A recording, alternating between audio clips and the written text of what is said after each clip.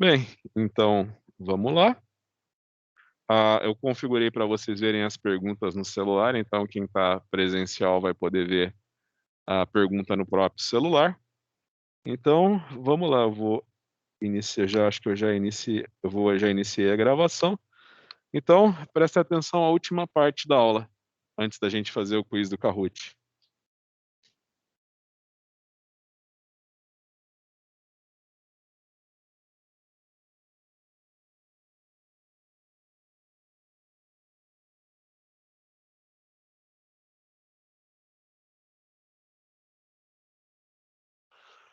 Bem, então sobrou a família 7A.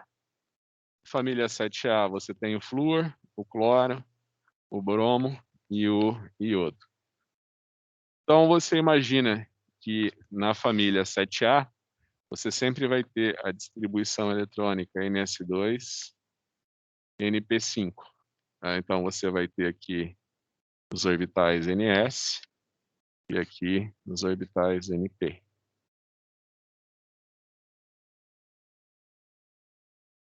Então, você imagina que, obviamente, você pode ganhar um elétron. Se você ganha um elétron, você vai formar os ânions monovalentes. Então, é por isso que os halogênios sempre formam ânions monovalentes. Então, estou desde o começo do curso falando, os halogênios gostam de formar ânions monovalentes. É por causa disso. Se você clicar em cima do cloro na tabela periódica do PubChem que eu passei, ele vai falar que o cloro tem estado de oxidação zero, que o cloro tem estado de oxidação -1, ele tem estado de oxidação zero, ele tem estado de oxidação +1, ele tem estado de oxidação +5 e estado de oxidação +7. Então, quando eu era aluno, eu via isso daí, eu falava, mas tá, -1, estado de oxidação -1, eu sei que é o cloreto. Estado de oxidação zero, eu sei que o cloro forma, os halogênios formam moléculas diatômicas, né? Então, esse daqui é o estado de oxidação zero. Poxa, e agora +1, +5 e +7. Eu ficava pensando, será que forma isso aqui?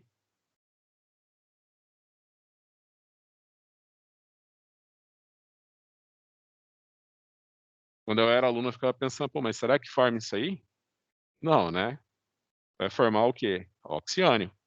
Né? Então, você imagina que isso daqui não vai existir. O estado de oxidação +1, ele acontece, é uma espécie que é muito estável e ela é largamente utilizada no mundo inteiro para desinfecção das águas que são destinadas ao abastecimento urbano, que é hipoclorito. Então, se você for pensar, isso daqui é o estado de oxidação +1 do cloro.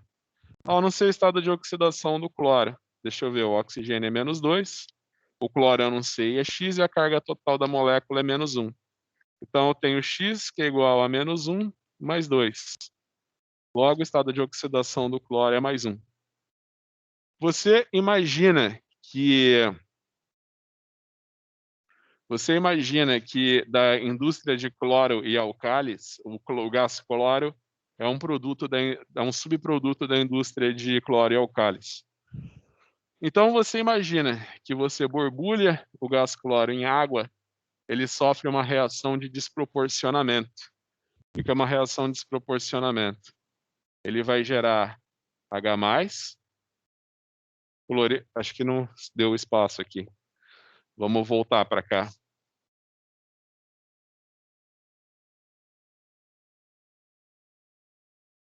Então, você imagina que você borbulha o gás cloro em água e ele sofre uma reação de desproporcionamento. Ele libera 2H+, mais cloreto, mais hipoclorito.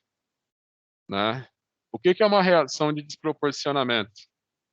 Você imagina que o estado de oxidação do cloro aqui é zero, aqui o estado de oxidação do cloro é -1 no cloreto e aqui é +1 no hipoclorito. Então, você imagina que na soma os estados de oxidação são iguais. Aqui é zero, aqui é -1 mais 1, zero.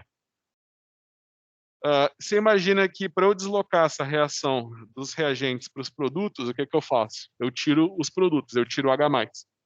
Então, se eu borbulho o gás cloro em meio alcalino, o cloro vai todo para hipoclorito, né? Esse hipoclorito que o pessoal usa na desinfecção da água urbana, que ele é um agente oxidante. Você imagina que você pode filtrar a água, mas os vírus você não vai conseguir filtrar, porque eles são muito pequenininhos. E eles vão todos morrer na presença de hipoclorito, tá? Então, quais seriam os outros estados de oxidação? Então, se você for pensar de uma maneira geral em todos os halogênios, você tem aqui os orbitais S, e aqui você tem os orbitais P. Esse daqui é a distribuição eletrônica de um halogênio, né? NsP. Se eu perder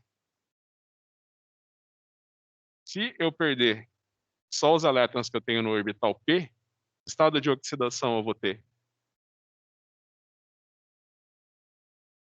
Não, eu perdi 5 elétrons. Então eu vou ter o estado de oxidação, mais 5.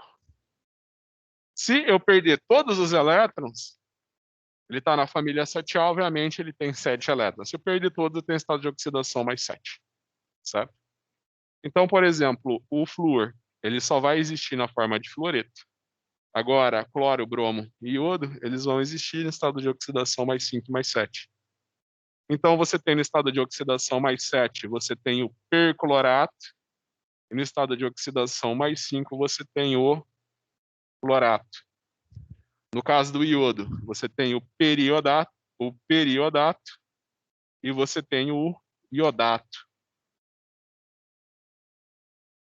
certo? Então, a gente pode até fazer um desenhozinho aqui dos estados de oxidação dos halogênios.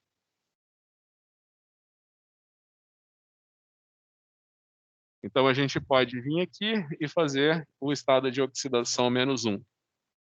O fluoreto, o cloreto, o brometo e o iodeto. Estado de oxidação 0. Tem o flúor, o gás cloro, foi a primeira arma química, foi o gás cloro. O bromo, ele é um líquido nas condições normais de temperatura e pressão, e o iodo, que é um sólido. Então, aqui, estado de oxidação -1 e 0 dos halogênios. Tenham em mente que eles falam do gás flúor, mas o gás flúor ele reage com qualquer outro elemento da tabela periódica. Então, se você gerar gás flúor, ele explode em contato com o oxigênio e nitrogênio da atmosfera. Eu vi um livro que fala, o gás flúor é extremamente tóxico, tá? Bem, não sei como ele pode ser tóxico, porque se gerou o gás flúor, ele vai explodir em contato com a atmosfera. Também não vai conseguir armazenar ele de hipótese alguma, né? Não vai conseguir armazenar ele porque ele vai reagir com qualquer cilindro que você tiver. Então você chega no estado de oxidação +1, você imagina que só o cloro forma hipoclorito. Você não vai ver essas espécies nem com bromo nem com iodo. E com o flúor ele só forma fluoreto, tá? Aí você chega no estado de oxidação +5, tá? Aí onde você vai ter o clorato, o bromato e o iodato. E o estado de oxidação +7, onde você vai ter o perclorato, onde você vai ter o perbromato e onde você vai ter o periodato. Essas são as espécies que você vai encontrar com os halogênios, né? Falando em estado de oxidação. Eu falo para vocês que na natureza o cloro gosta de ser -1. Na natureza o cloro gosta de ser -1. Só que aqui ele está com estado de oxidação, mas ele está com estado de oxidação +7. Então você imagina que essa espécie é muito ávida por elétrons. O cloro gosta de ser cloreto, de ganhar um elétron. Aqui ele perdeu os 7 que ele tem. Então você imagina que se você coloca isso daqui em contato com qualquer substância que tem tendência a doar elétrons, ele explode, e é uma explosão violenta. Certo? Agora, se a gente for falar dos pontos de vista de que ligações eles podem fazer, você imagina, então, que ele pode combinar os orbitais S e P dele e formar uma única ligação. Então, você imagina que o halogênio ele pode ter hibridização sp3, faz uma ligação. Quando o halogênio faz uma ligação sp3, você imagina que ele vai ter 3 pares não ligantes e um par ligante, tá? Então ele vai ter, lembra que a geometria é tetraédrica, só que você vai tirar 3 vértices do tetraedro, então acaba sendo linear. Então o halogênio ele pode fazer uma ligação, ele vai ter 3 pares não ligantes e um par ligante. Então obviamente a ligação vai ser linear, né? Então você tem aqui o cloro, é uma ligação linear, né? Você imagina que do ponto de vista do cloro é um tetraedro, só que você arrancou 3 vértices. Então, você tem só 2 pontos. Você tem uma ligação linear. 2 pontos definem uma reta.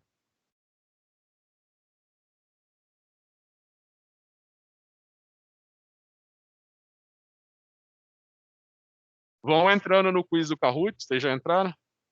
Assim que eu terminar, a gente já começa. Então, você imagina que ele tem aqui os orbitais S e P dele. E ele tem orbitais D de baixa energia. Então, ele pode promover um desses orbitais D para cá, né, um desses orbitais P para cá.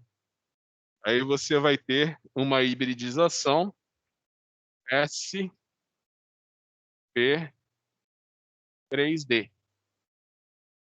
Então, ele pode fazer uma, duas, três ligações. Então, você vai ter 3 pares ligantes e 2 pares não ligantes. Essa é a geometria que a gente chama de gangorra, né? Imagina que, por exemplo, eu vou ter o tricloreto de iodo.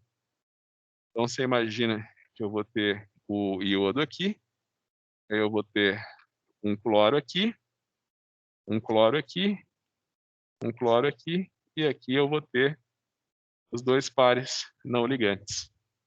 É como se fosse na bipirâmide trigonal, eu arranquei 2 na base da pirâmide, eu tirei 2 ligantes. Então, eu acabei ficando com uma geometria no plano. Então, até o momento, então você imagina que, por exemplo, eu tenho o tetracloreto de carbono. Do ponto de vista do carbono, do ponto de vista do halogênio, é uma ligação linear. Do ponto de vista do halogênio, do ponto de vista do carbono, é uma tetraédrica, né? Então, você imagina que um halogênio pode fazer uma ligação e ele também pode fazer 3 ligações, certo? E qual que é outra hibridização que o halogênio pode ter? Qual que é outra hibridização que o halogênio pode ter? Deixa eu ver.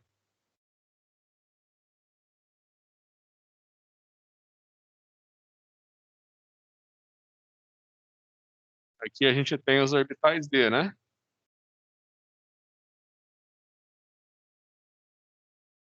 Eu posso promover 2 elétrons. 1, 2.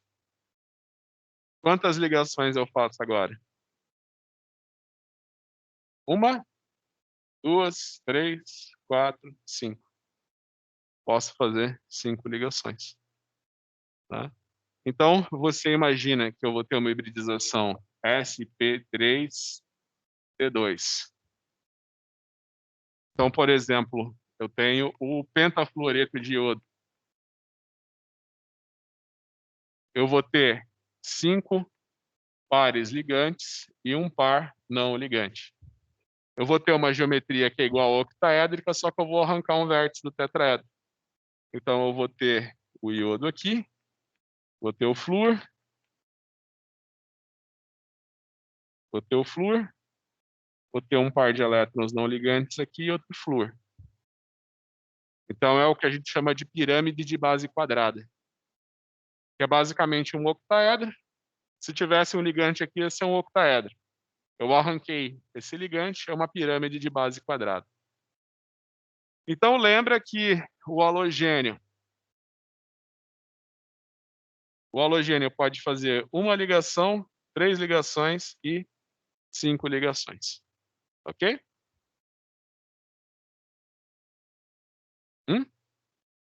É muito raro.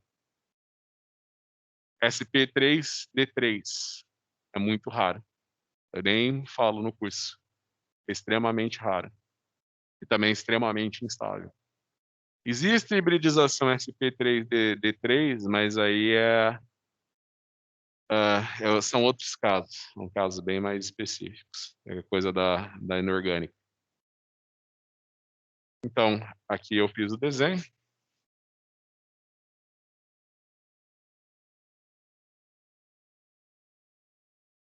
Por fim, a gente chega na família 8A.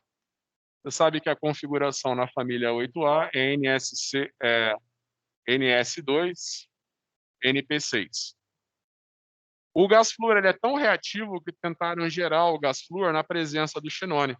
Eles falaram, o gás nobre não reage com nada, então a gente vai gerar o gás flúor na presença de xenônio e a gente vai estudar o gás flúor. Só que ele é tão reativo que ele reage até com gás nobre. Então, se você for pensar no xenônio, a distribuição eletrônica do xenônio aqui tem os orbitais D do xenônio, né? 1, 2, 3, 4.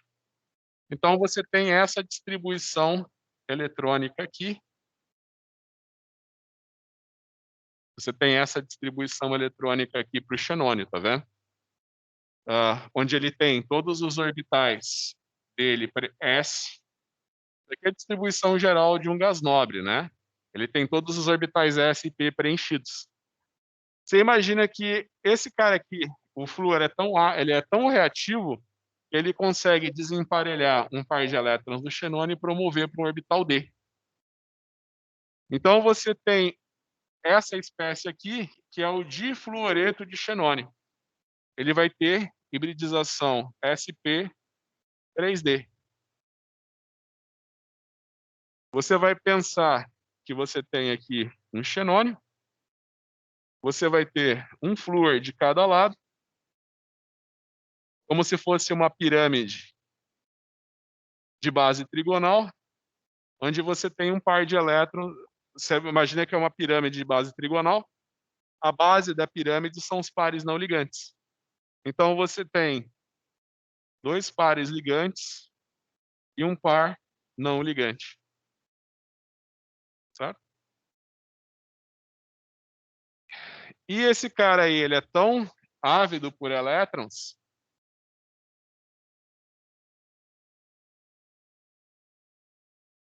que também ele reage com o xenônio.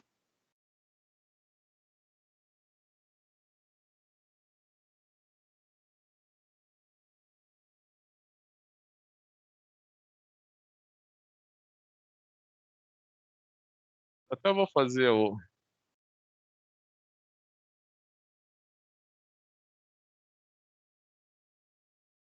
Então, aqui você tem os orbitais S, aqui você tem os orbitais P, e aqui você tem os orbitais D.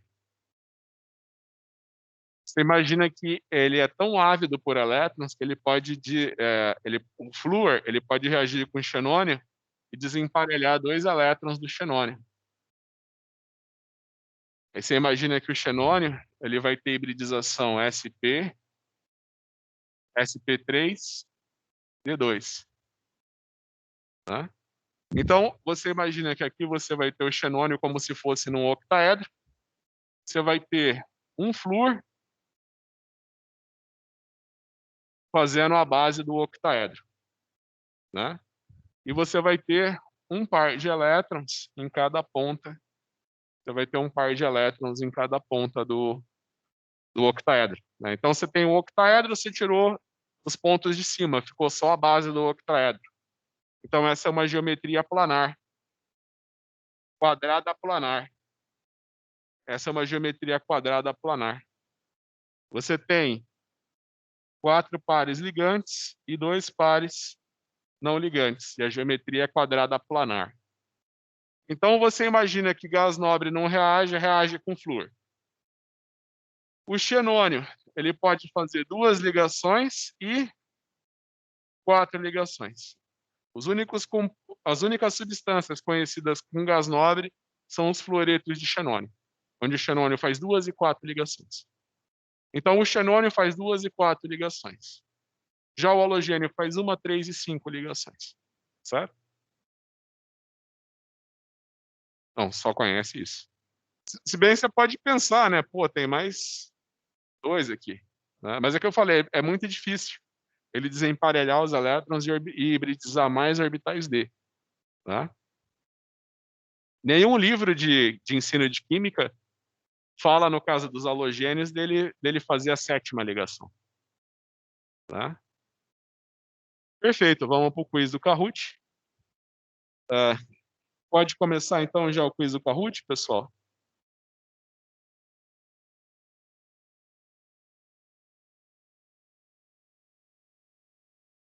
Pessoal, vamos entrando, então.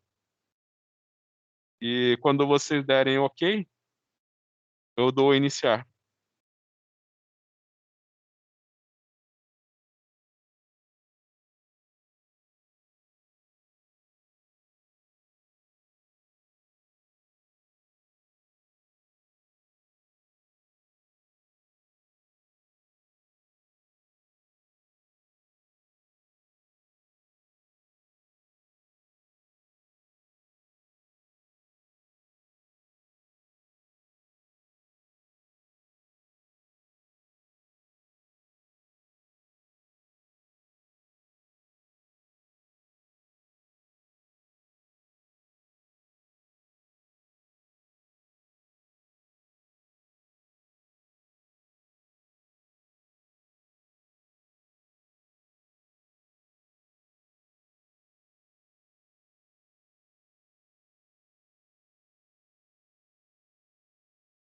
Pode começar?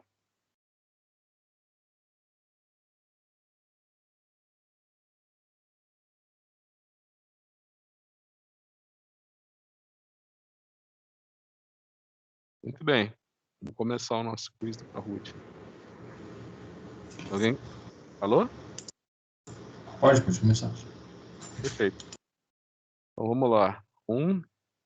Peraí. A Priscila falou que vai entrar daqui a pouco ali. Eu coloquei o número do PIN, né, no chat. Se alguém sair sem querer e depois entrar, Erlon 2021. É bom você pôr os nomes de vocês e o sobrenome para eu saber quem que é cada um depois, né? Mas tá jóia. Quem quiser entrar depois também pode entrar, é só pôr o PIN. A Priscila entrou?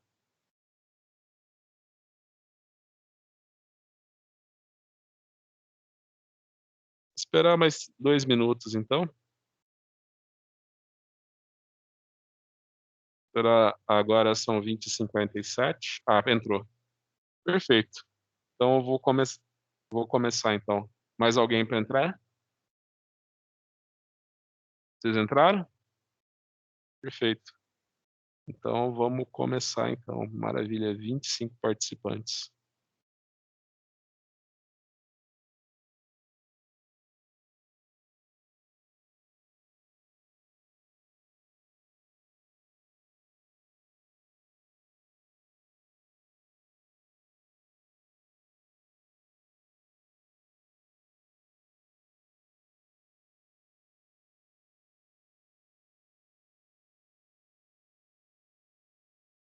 Um minuto para responder essa.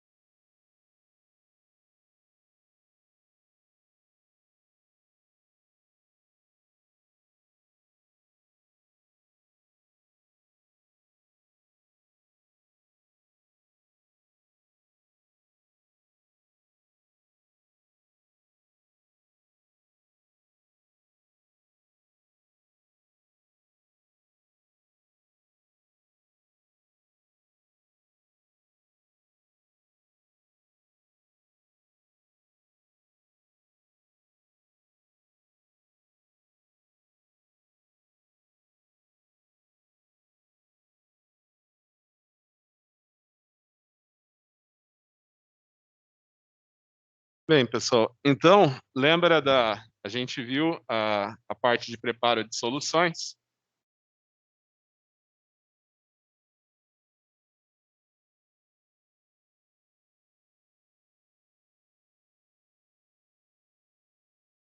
A gente viu a parte de preparo de soluções, então você lembra o seguinte, que a densidade é igual a massa sobre o volume, né? Então, para você determinar a concentração de uma solução, né, eu estou te dando só a densidade, eu estou te dando a densidade que é 1,7 gramas por ml, eu estou te dando apenas a massa molecular do ácido fosfórico, que é 98 grama-mol,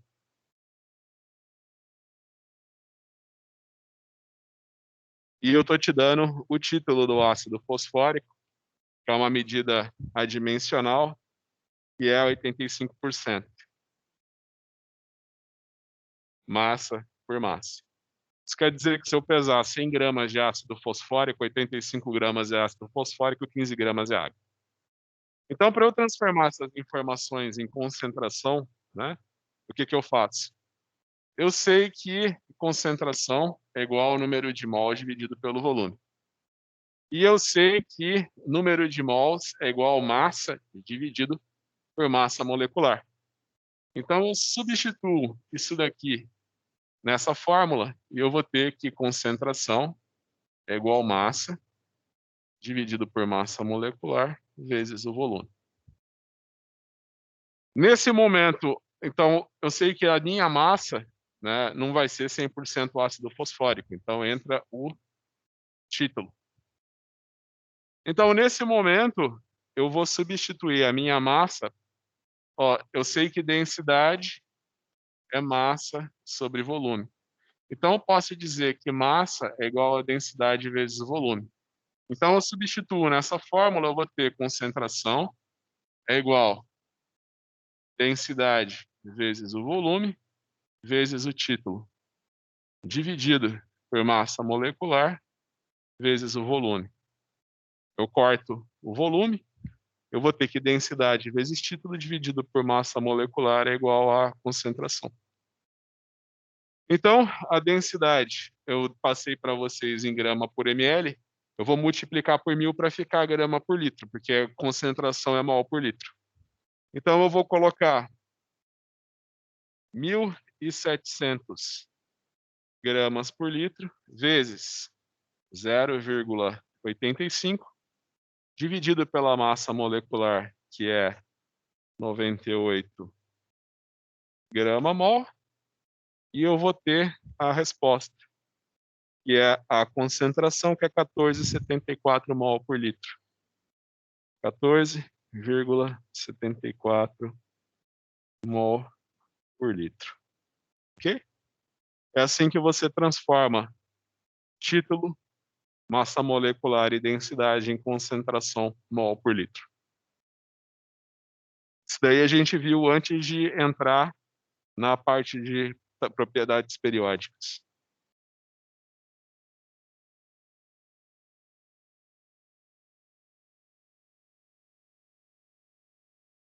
Quantos ml de ácido fosfórico, 14,74 mol por litro, devem ser diluídos para preparar 1 litro de uma solução 2 mol por litro? Pessoal, tem que fazer conta. Eu estou vendo gente responder aí, mas é impossível ter feito a conta num período tão curto. Faz a conta.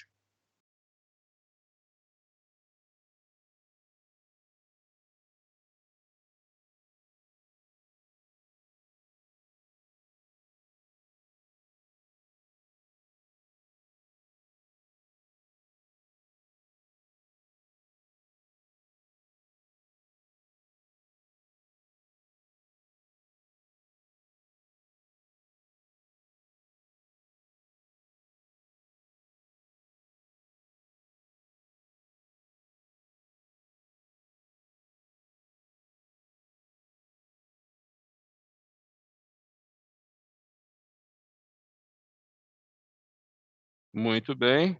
Avançar. Opa.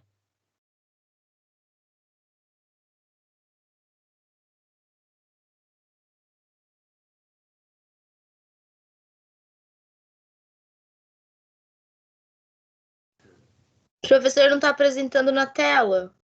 Assim.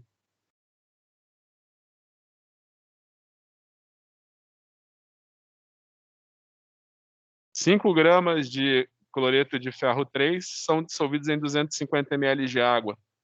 Qual é a concentração dessa solução?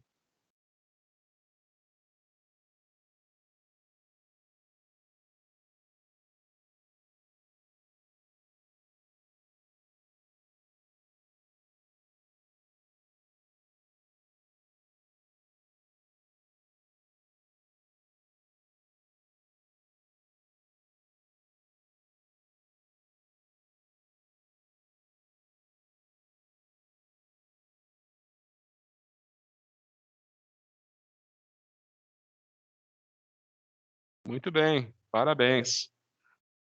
Pessoal, peço desculpas na outra, eu parei o compartilhamento para mostrar na lousa, eu acabei passando para outra questão. Mas antes disso, deixa eu só explicar então a questão anterior e essa questão, tá? Deixa eu explicar só a questão anterior e essa questão. Na questão anterior, você tem um caso clássico que é o seguinte: você tem uma solução concentrada e você vai preparar uma solução diluída através da solução concentrada. No laboratório, as soluções concentradas não vem escrito tantos mol por litro. Ela só vem a densidade, a massa molecular e o título. Então, a primeira coisa, a gente vai fazer isso na nossa primeira aula de laboratório.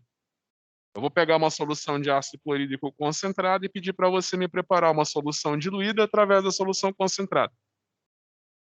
Você vai pegar a densidade, a massa molecular e o título e vai determinar a concentração. Através da concentração, através da diluição, você vai saber quanto da solução concentrada você pega para preparar a solução diluída. Então, os cálculos é sempre o mesmo.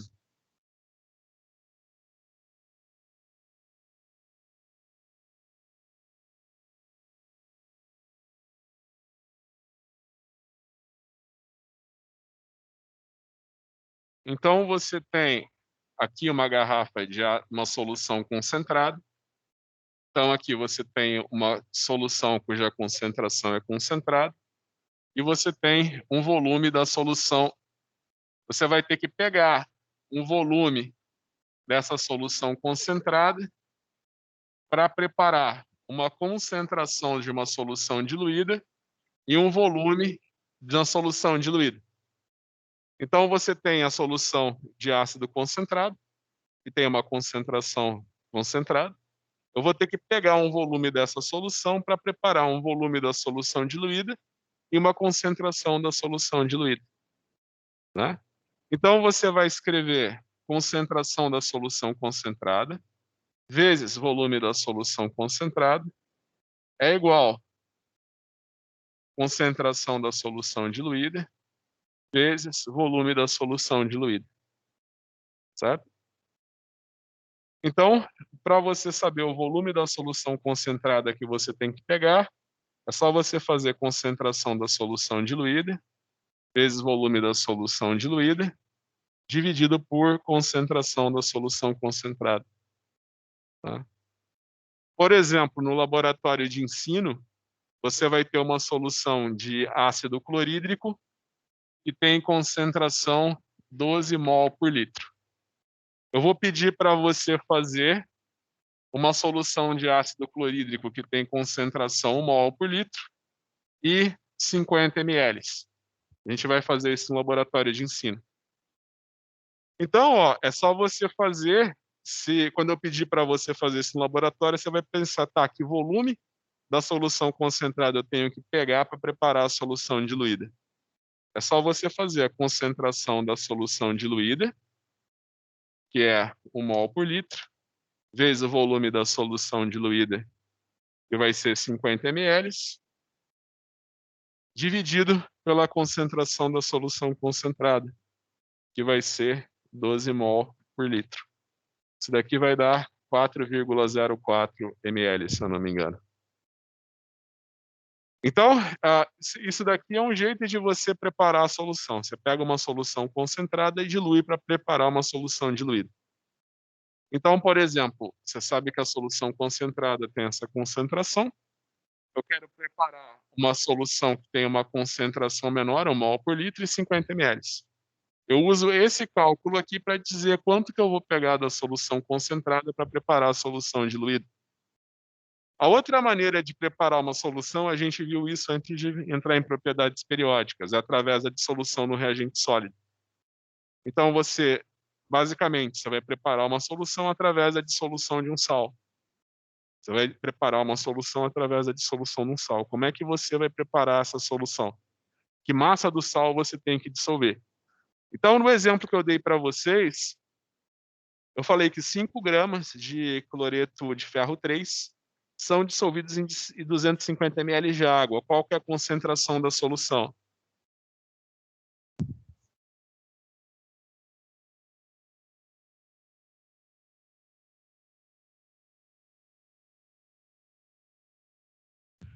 Você vai colocar que concentração é igual número de mols dividido por volume e que número de mols é igual massa dividido por massa molecular.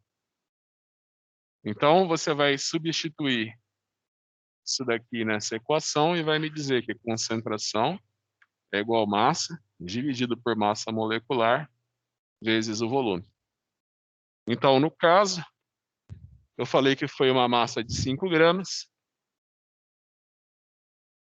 A massa molecular do cloreto férrico é 162,2 gramas-mol.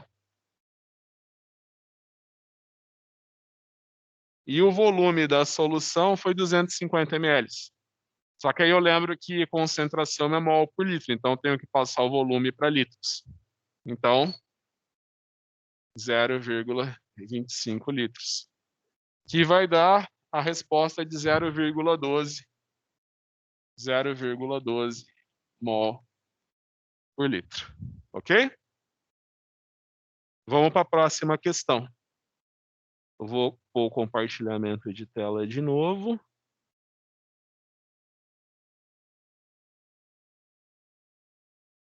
Vamos de novo para o compartilhamento de tela. E para a próxima questão.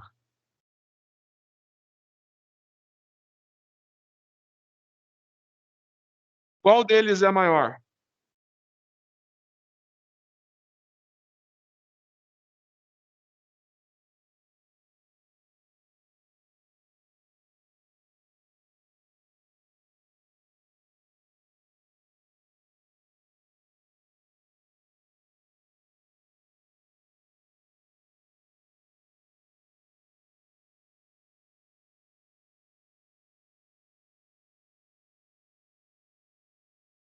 Perfeito, é o Rudbio, né?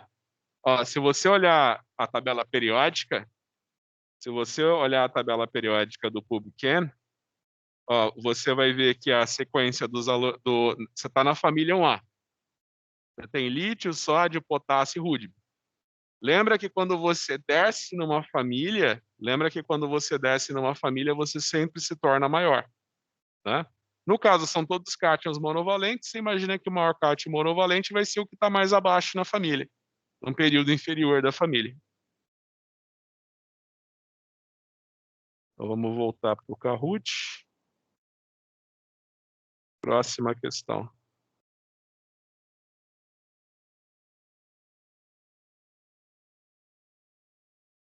Qual deles é menor? Olha para a tabela periódica. A aula de hoje eu já falei para vocês da família 2A. Belírio, magnésio, cálcio, bário e estrôncio.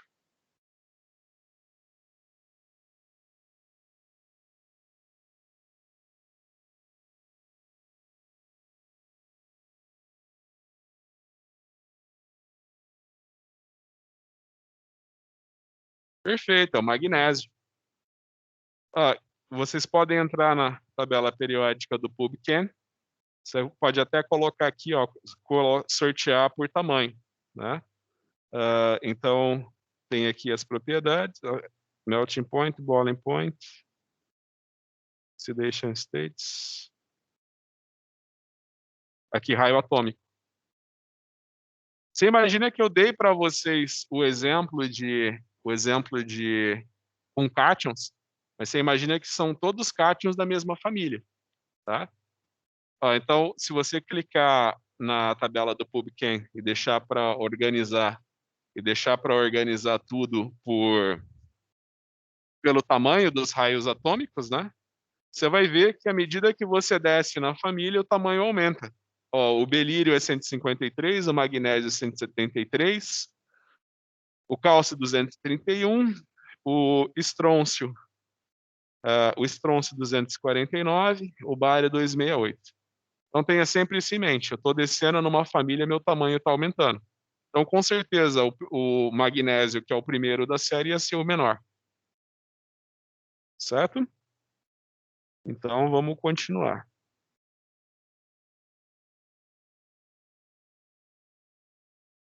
Qual deles é menor?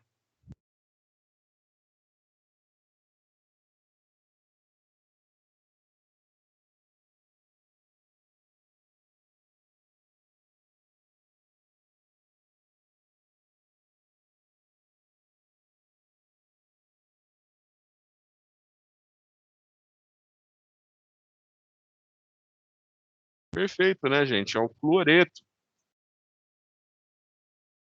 Só fazer um...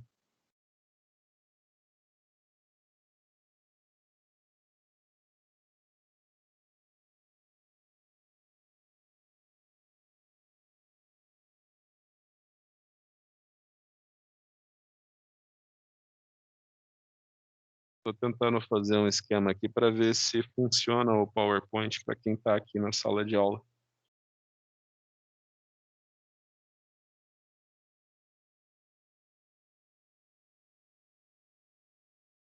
Não está indo de jeito nenhum. Deixa eu ver se eu pôr o PowerPoint aqui. Deixa eu ver se eu colocar o PowerPoint.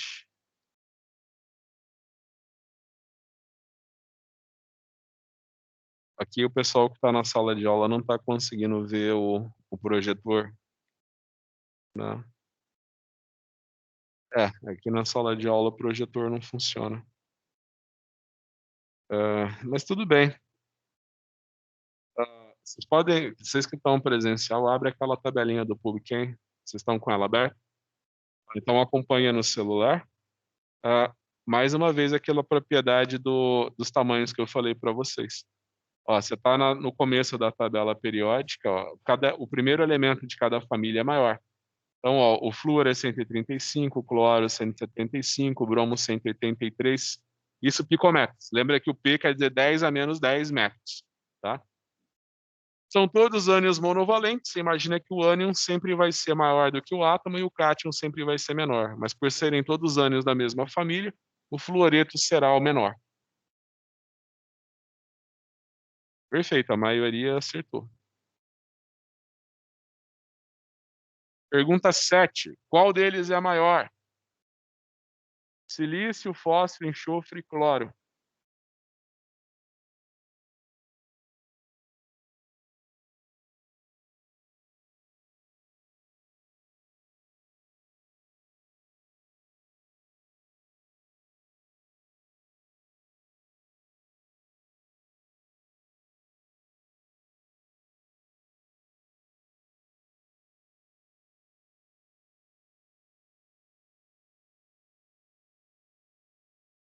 Então você imagina que o maior deles vai ser o silício.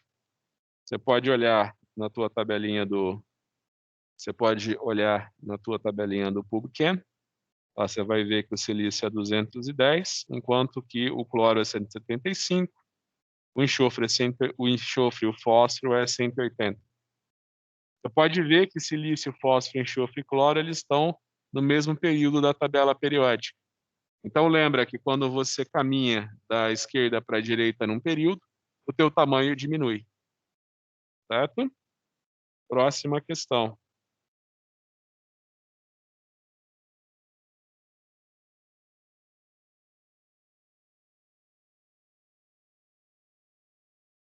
Qual deles é maior? Cloro, argônio e potássio. Na verdade, é cloreto, argônio e o cátion potássio.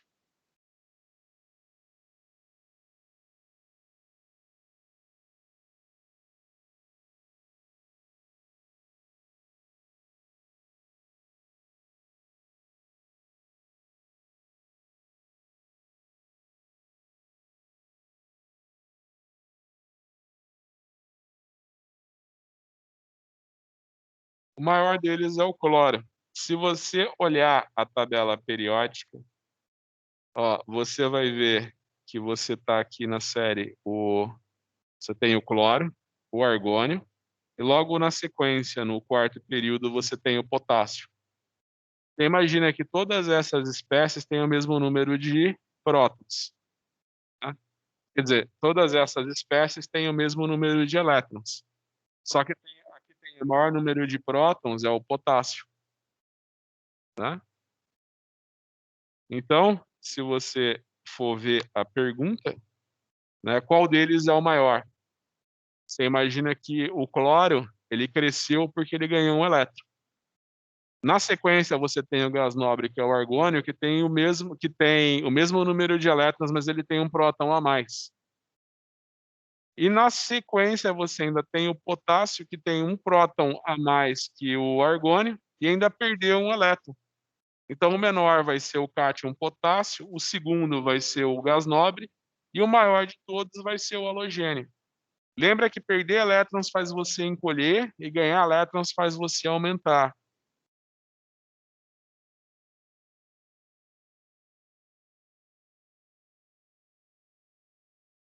Questão de número 9. Qual deles é mais eletronegativo?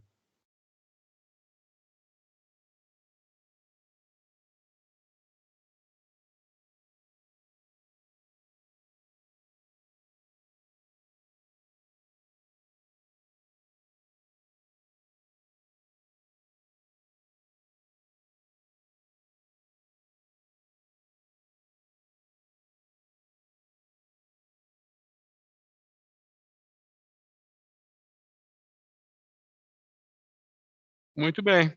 O flúor é o elemento mais eletronegativo da tabela periódica. Vão na tabela do PubChem. Você pode vir aqui e pedir para separar os elementos pela eletronegatividade.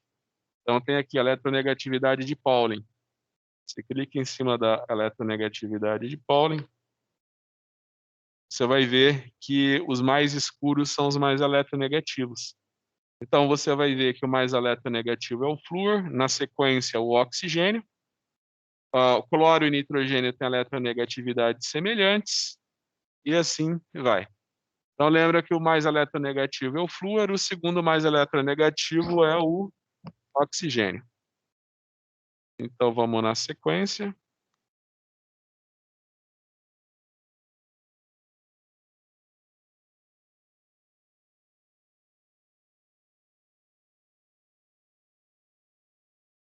Qual deles é mais eletronegativo?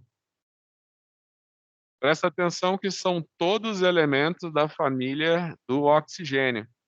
Oxigênio, enxofre, selênio e telúrio. São todos elementos da mesma família. Qual deles é o mais eletronegativo?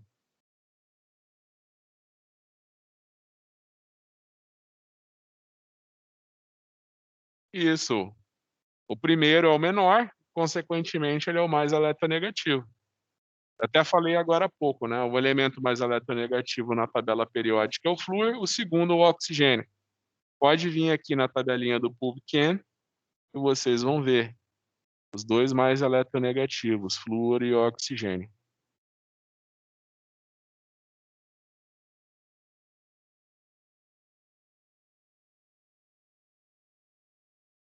Qual dessas ligações é covalente apolar?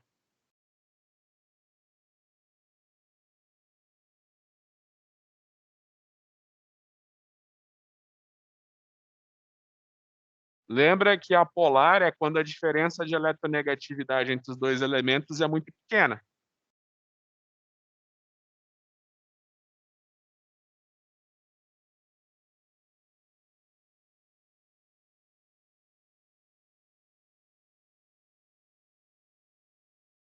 Pessoal, uma ligação é apolar quando a diferença de eletronegatividade entre os dois elementos é muito pequena. Então, você imagina que flúor, então, se você olhar para a azulzinha, sódio e cloro, a diferença de eletronegatividade é enorme. Um é metal e o outro é halogênio. É uma ligação iônica, não é nem polar, não é nem uma ligação covalente, é uma ligação iônica. Ó, olha a tabelinha do PubChem. Ó, o enxofre é 2,58, o carbono é 2,55. A diferença de eletronegatividade entre carbono e enxofre é mínima, né? Agora, se você for olhar para o cloro e para o flúor, ó, a diferença de eletronegatividade do carbono para o cloro e para o flúor é muito alta. Então, ligações carbono-flúor, carbono e cloro são ligações covalentes polares. A única ligação covalente apolar é a ligação carbono-enxofre.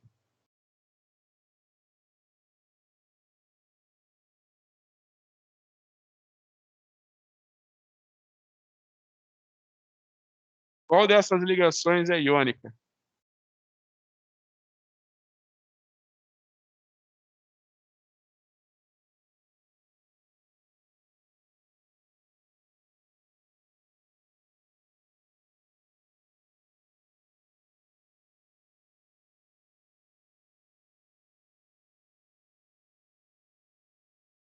Pessoal, ferro é metal, cloro é não metal. Metal com não metal é ligação iônica. Ó, se você tiver dúvida, vai na tabelinha do PubChem, vai na tabelinha do PubChem, clica em cima dela e coloca Chemical Group Block.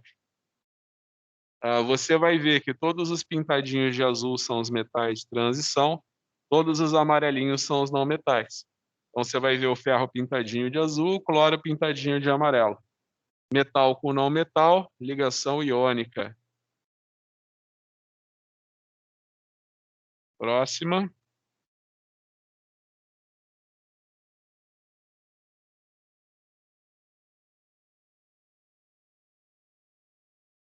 Qual dessas ligações é covalente polar?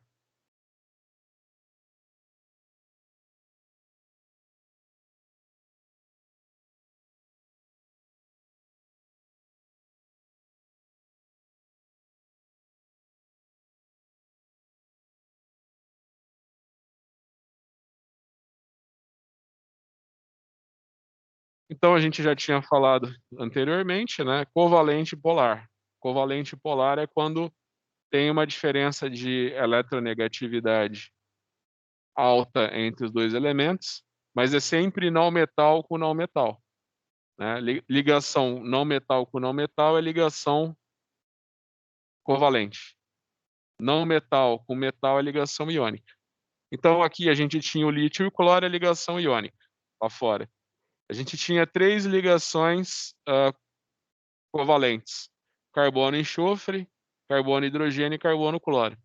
A diferença de eletronegatividade entre o carbono e o enxofre é muito pequena, a gente já viu no exercício anterior, e entre o hidrogênio também.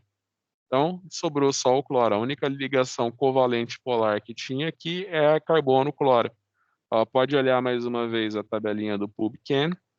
A gente vai na tabelinha do PubChem. A gente vai de novo em eletronegatividade de Pauling. Vocês vão ver que o cloro é 3,16, o carbono é 2,55. O carbono é 2,55, o hidrogênio é 2,2, tá? Então, seguimos.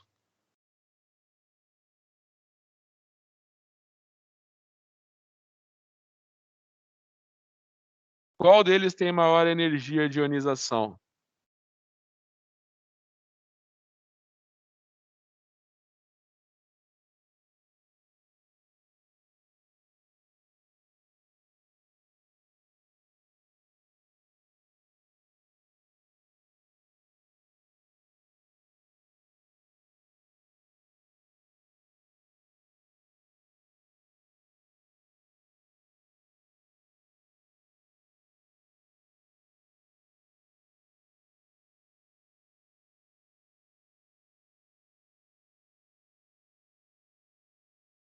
É o nitrogênio, né? Quem tem a maior energia de ionização desses é o nitrogênio.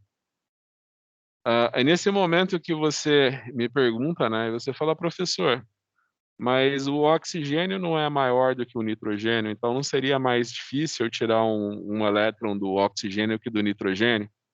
É nesse momento que entra a distribuição eletrônica, né? Você imagina que o nitrogênio tem 3 elétrons desemparelhados numa subcamada P, enquanto o oxigênio tem 4 elétrons numa subcamada P. Então ele tem um par emparelhado e 2 elétrons desemparelhados na subcamada P. O fato de eu tirar esse elétron que ele tem emparelhado do oxigênio, né, vai deixar uma subcamada P semi-preenchida, o que dá muita estabilidade. Então é por isso que a energia de ionização do oxigênio é menor que a do nitrogênio, né?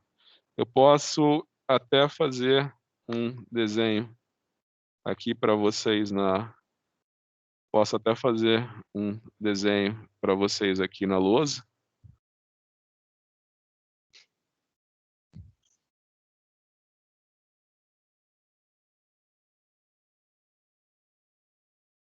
Eu posso até fazer um desenho para vocês aqui na lousa.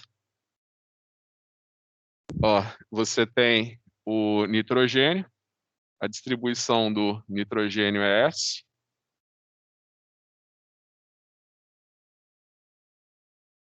Essa daqui é a distribuição eletrônica do nitrogênio. A distribuição eletrônica do oxigênio é essa daqui.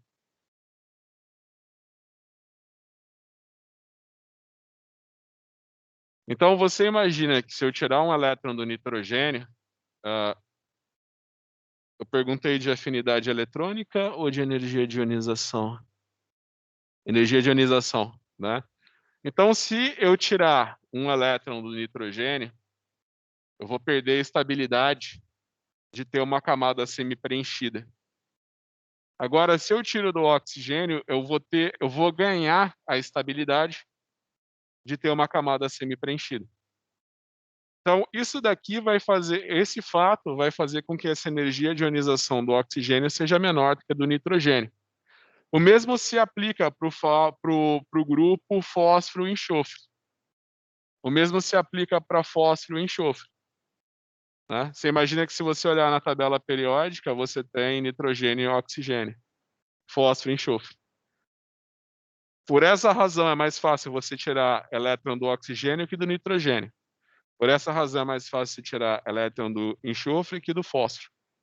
Ah, mas o oxigênio é menor do que o fósforo, de fato. Mas mesmo assim, esse efeito supera esse, certo? Então vamos para a próxima questão.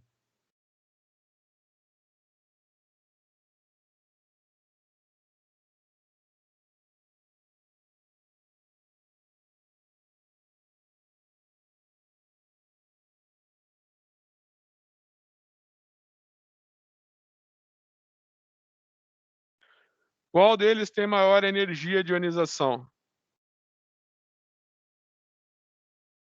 Pessoal, reparem que são todos gases nobres.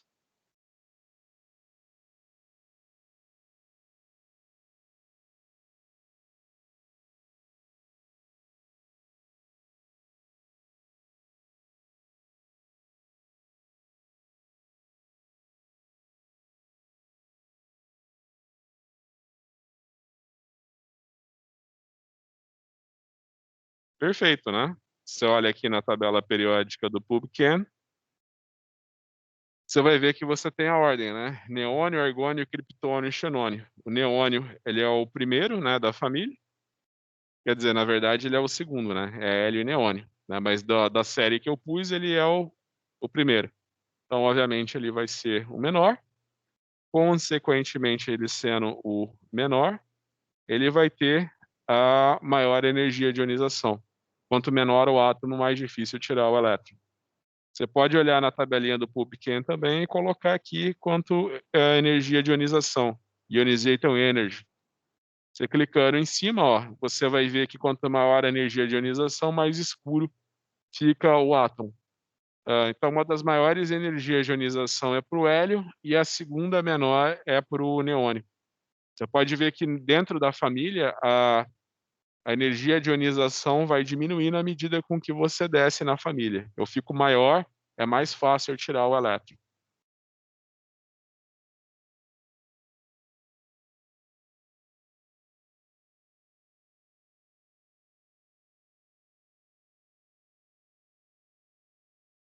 Qual deles tem maior energia de ionização?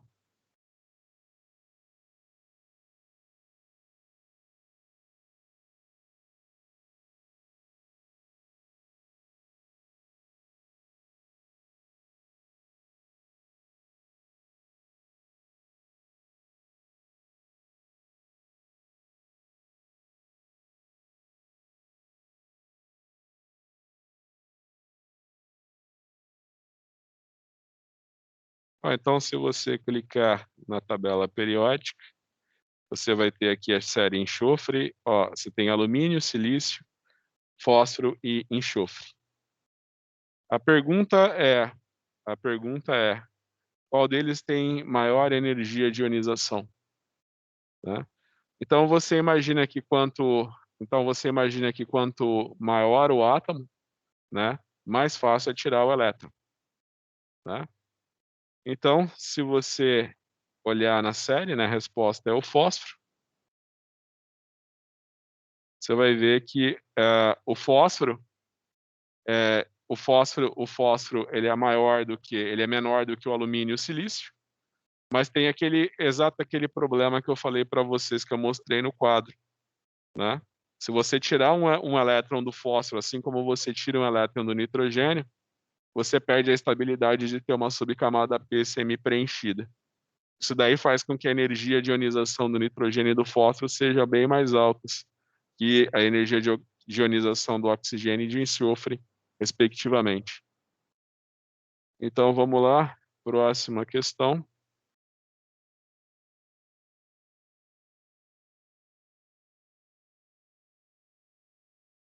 Qual deles tem maior energia de ionização?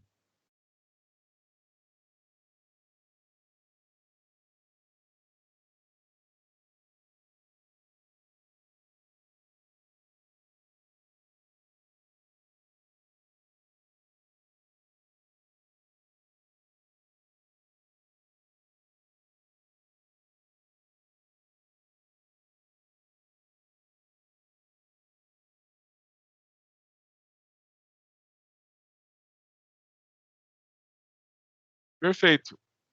Carbono, silício, germânio e estanho estão na mesma família da tabela periódica. O carbono é o primeiro, né? Então você imagina que vai ser mais difícil. Quanto o primeiro elemento é sempre menor que os demais, então vai ser mais difícil tirar elétron do carbono do que do silício, do germânio e do estanho.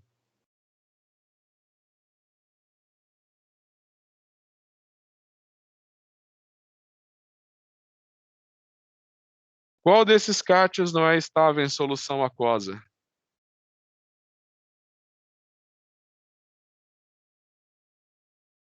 Lembra do efeito do par inerte que eu expliquei para vocês? Lembra do efeito do par inerte?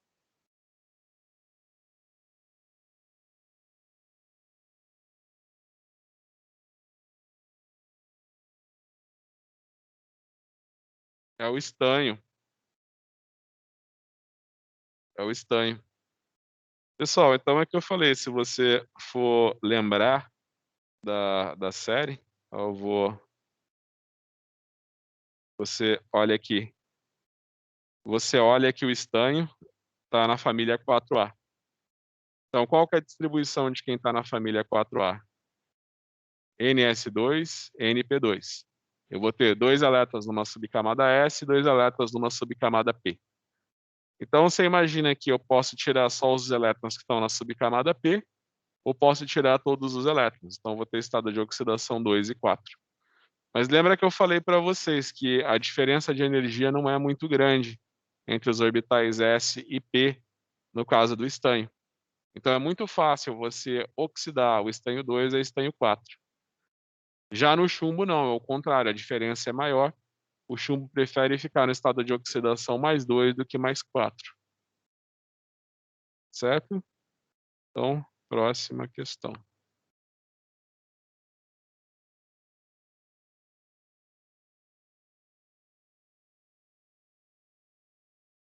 Eu tenho distribuição eletrônica criptônio 5s2 4d10. Eu sou um cátion trivalente. Qual é meu nome?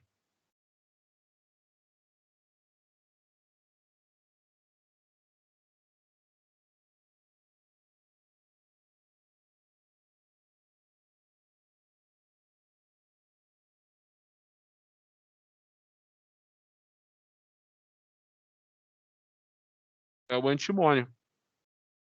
Ó, olha aqui na tabelinha periódica do PubChem. Você coloca aqui, se você clicar em cima do antimônio, você vai ver que a distribuição eletrônica dele é criptônio 5s2, 4d10, 5p3. Lembra que eu falei que arsênio e antimônio pode ter estado de oxidação mais 3 e mais 5. Nesse caso, o antimônio perdeu 3 elétrons, né? Perdeu os elétrons que estavam no orbital P e ficou com a configuração eletrônica criptônio 5s2, 4d10. Certo? Próxima questão.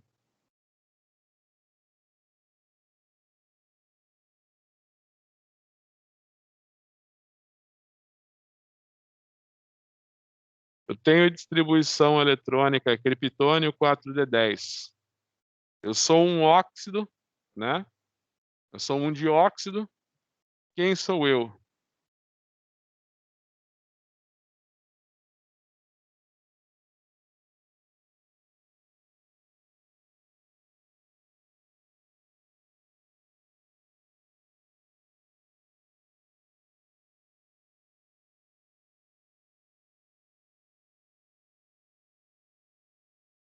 Olha lá na tabela periódica, gente.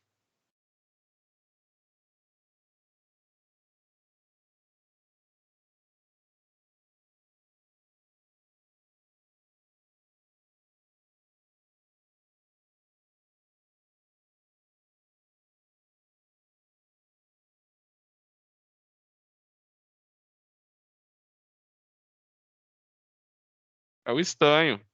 Ó, vem aqui na tabela periódica do PubChem e clica em cima do estanho. Eu já mostrei para vocês na aula de hoje, né? Ó, o estanho tem distribuição eletrônica. Se você for ver, o estanho está 1, 2, 3, 4. O estanho está no quinto período da tabela periódica. O gás nobre que vem no quarto período é o criptônio. Então, ele tem a distribuição eletrônica do criptônio, 5s2, 4d10, 5p2. Né? Lembra que quando eu tiro elétrons, eu sempre tiro do número quântico principal, né? do nível de energia principal. Então, você pode ver que os orbitais sp têm número 5. Então, pelo amor de Deus, não me tira elétron do orbital D. Vai tirar do 5, do 5s e do 5p. Então, você tira o 5s e 5p, sobra só o 4d10. Né? Então, seria o óxido de estanho 4, o óxido em questão. Tá? O que pode ter essa configuração é só o óxido de estanho 4.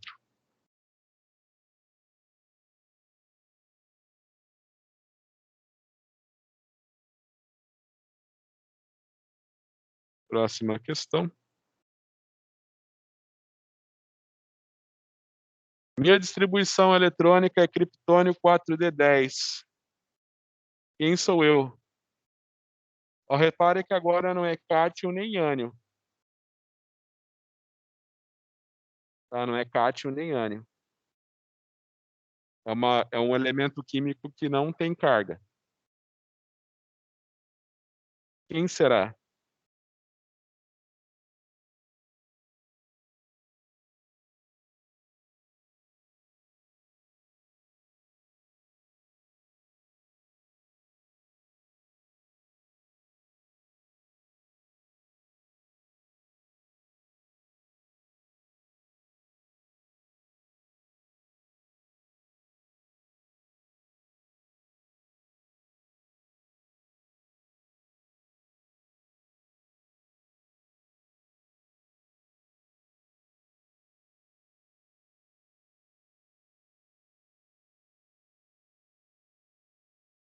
É o paládio. Ó, olha para a distribuição eletrônica, vem na tabelinha do PubChem. É só você olhar, o criptônio está aqui, né?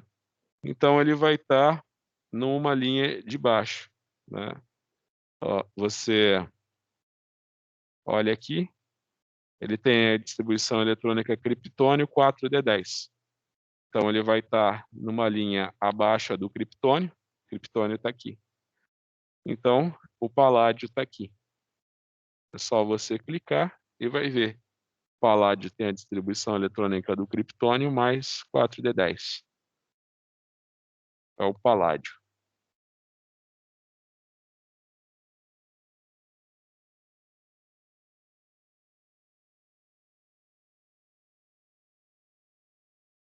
Eu sou um oxiânio, onde minha carga formal é 6. Minha distribuição eletrônica é 4F14. Quem sou eu?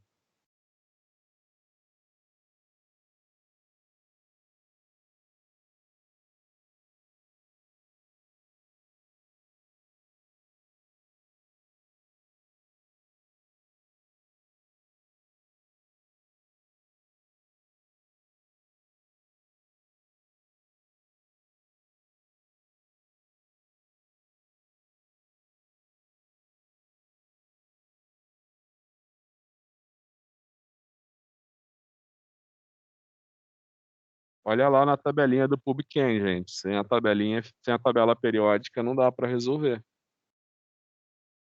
Você está com o celular aí, é só você abrir a tabelinha do PubChem.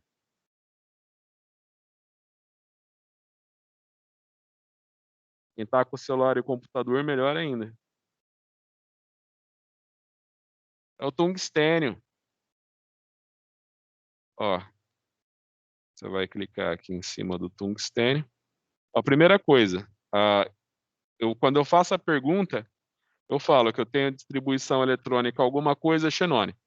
Então eu já sei que esse elemento químico, inevitavelmente, ele vai estar numa linha abaixo do xenônio.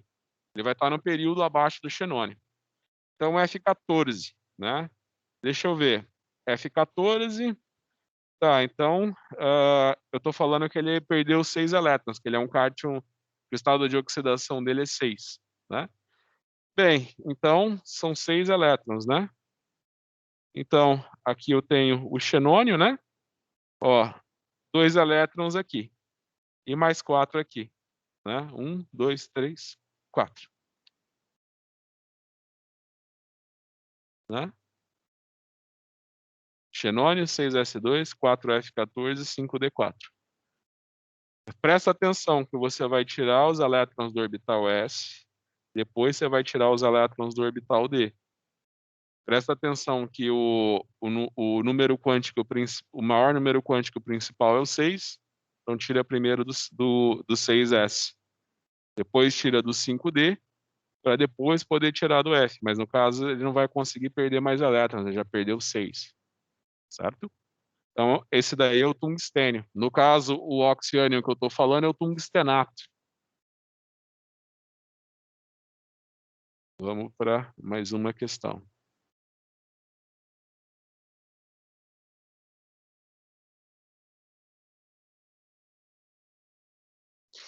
Eu sou um cátion trivalente de configuração eletrônica argônio. Quem sou eu?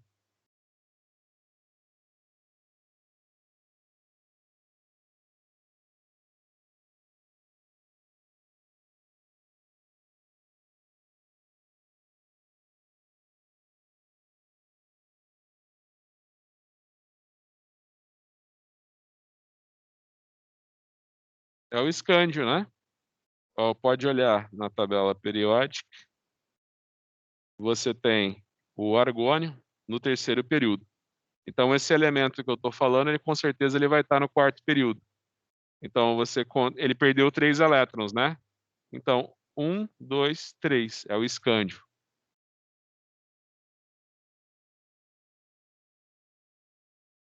Pessoal, vamos fazer uma coisa. Tem 53 questões, agora a gente vai para a 24ª. Então, a gente encerra o quiz na 24ª questão e a gente continua semana que vem, na 25ª questão.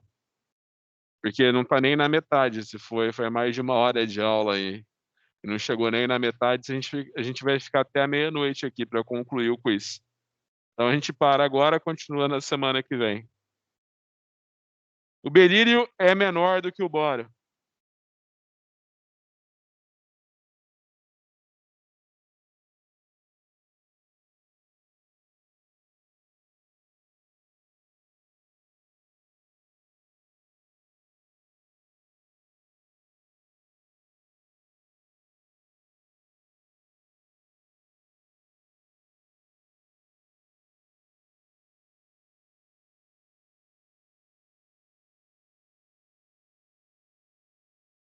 Falso, né? Olha a tabela periódica do PubChem. Ó, você tem o berílio e você tem o bório.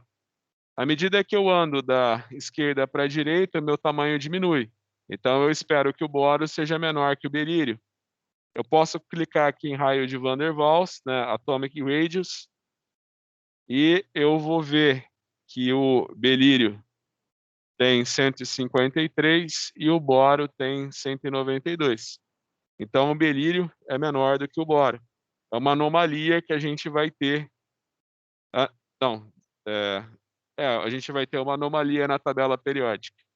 Eu esperaria que o bório fosse menor do que o berílio, no entanto, é o contrário, é uma anomalia. Aqui, o pessoal ficou dividido, né? Aqui eu falei que o berílio não é menor do que o bório, né? Então, até a resposta da questão ficou errado, porque se trata de uma anomalia. Acho que quando eu pus essa questão, eu esqueci desse detalhe. O porquê dessa anomalia também não é uma coisa simples de explicar, né? Com a teoria que eu passei para vocês, que eu passarei para vocês, eu não vou conseguir explicar para vocês, tá? Então é isso, pessoal. A gente continua na semana que vem. Eu explico um pouquinho no começo da aula, depois a gente termina o quiz do Kahoot. A gente faz um quiz toda a aula agora para também não ficar tão maçante só eu falando. Então é isso, pessoal. Hoje tivemos 2 colegas aqui presencial. Semana que vem eu espero ver a classe inteira presencial. Valeu. Pessoal, então, muito obrigado pela presença. Quem está em casa, muito obrigado também pela presença. E eu vejo vocês na semana que vem, tá?